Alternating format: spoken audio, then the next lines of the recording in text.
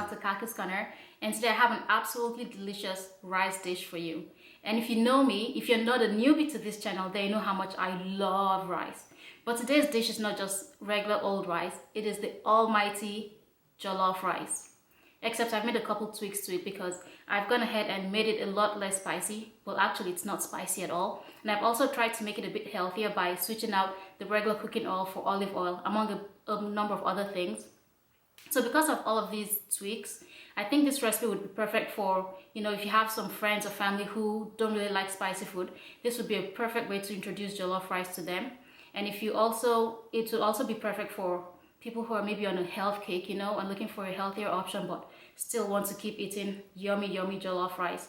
And I think it's also perfect for introducing toddlers to solid foods, because it's not spicy at all and it's a bit healthier. So this version of jollof rice, like I said, I would call it jollof Lite because it's not like the classic jollof rice that most Nigerians and West Africans enjoy, but it's been tweaked here and there to make it a bit different, right? So anyway, to see how I make this jollof Lite in my kitchen as compared to the regular jollof rice, then keep watching.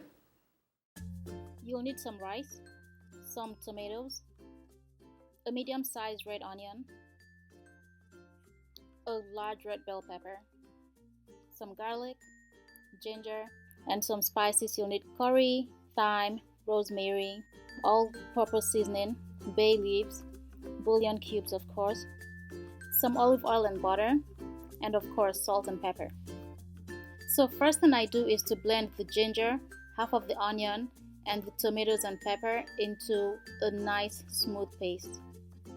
And I usually use about 2 or 3 tomatoes for every cup of rice that I cook.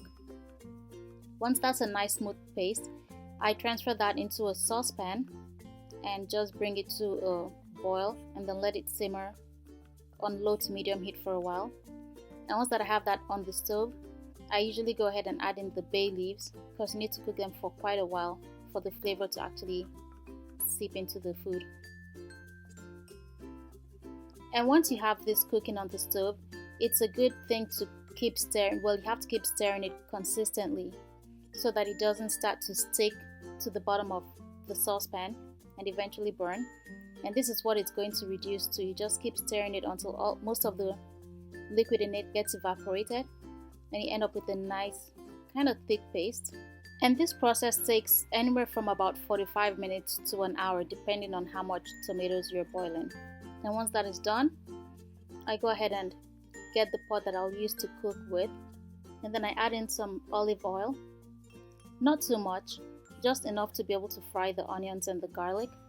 And so I go ahead and add the onions, well, half of the onion that I've chopped into nice small pieces, and then I add in the 1 garlic clove as well, and then I go ahead and add in a bunch of salt.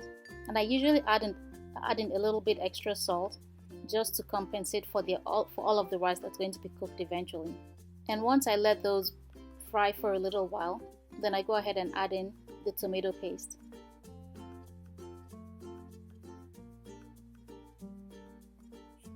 And then just stir that in and let it fry for a while. And once it starts to fry, then I go ahead and add in all of the spices that I listed earlier. If anything is going to be said about this rice dish, it's not going to be that it's lacking in flavor, because we want to bring a lot of flavor into jollof rice. That's the hallmark of jollof rice.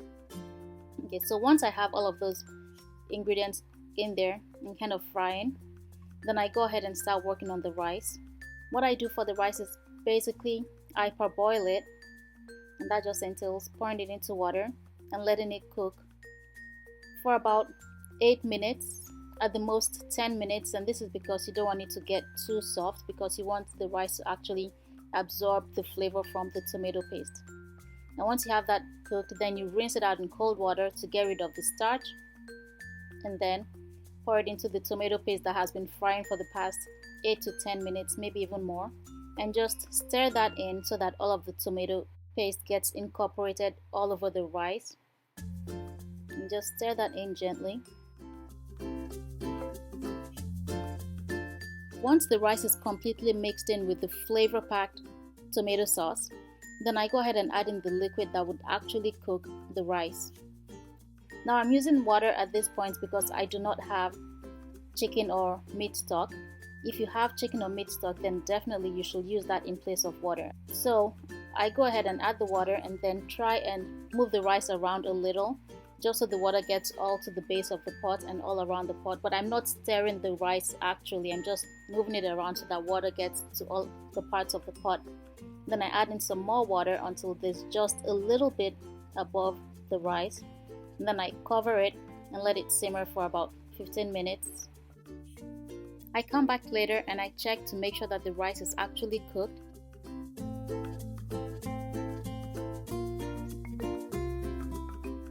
Then I go ahead and add in some butter just to give it a nice buttery flavor and to give it a little bit of sheen, you know.